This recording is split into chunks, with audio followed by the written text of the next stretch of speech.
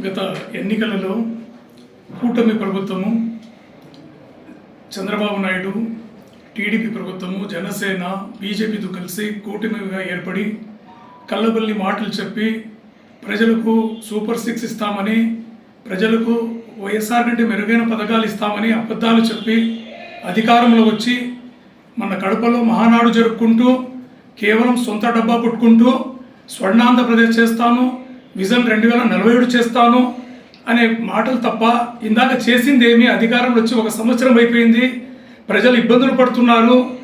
వైఎస్ఆర్ పార్టీలో ఎంతో గొప్ప సంక్షేమ పథకాలు, అమ్మఒడి, రైతు భరోసా, రైతు ఆసరా, ఇలాంటి ఎన్నో పథకాలు ఈరోజు ప్రజలకు అందగా ఎంతోమంది ఎన్నో ఇబ్బందులు పడుతున్నారు. సో మహానాడులో వాళ్ళు శాసనాలు చేస్తామంటున్నారు. ఇది ఏమైనా హిట్లర్ ప్రభుత్వం శాసనాలు చేయడానికి? మీరు సంక్షేమ పథకాలు ఏం చేస్తారో ప్రవేశపెట్టి తొందరలో అమలు చేయాలా? సంవత్సరం అయిపోయింది మీరు అధికారంలో వచ్చి.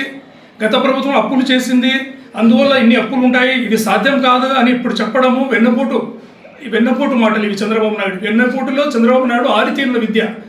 ఆయన గతంలో వెన్నపోటులో ఆరితేరినాడు, ఆయనకు అవార్డులు ఉన్నాయి వెన్నపోటులో. ఈరోజు సాధ్యం కానప్పుడు అలాంటి హామీలు ఎందుకు ఇవ్వాలి ప్రజలకి? అధికారంలో రావడానికి ఎలక్షన్ టైంలో చెప్పాలి ఇవి సాధ్యం కాదని, సాధ్యమయ్యే హామీలు ఇవ్వాలి. ఆయనకి ఇన్ని సంవత్సరాల అనుభవం ఉండదంటాడు, సాధ్యం కాదని ఉన్నప్పుడు అలాంటప్పుడు హామీలు ఎందుకు ఇచ్చినట్లు ప్రజలకు? ఆయన ఏమేం హామీలు ఇచ్చారో సంక్షేమ పథకాలు చాలా తొందరగా ఇమీడియట్లీగా ప్రజలకి అమల్లో తెచ్చి న్యాయం చేయాలని వైఎస్ఆర్ పార్టీ కోరుతూ ఈ నెల 4వ తేదీ రాయచోట్లో కలెక్టర్ ఆఫీస్ కాడి నుంచి వెన్నపోటు దినంగా పరిగణిస్తూ ఒక ధర్నాను నిర్వహిస్తున్నాము.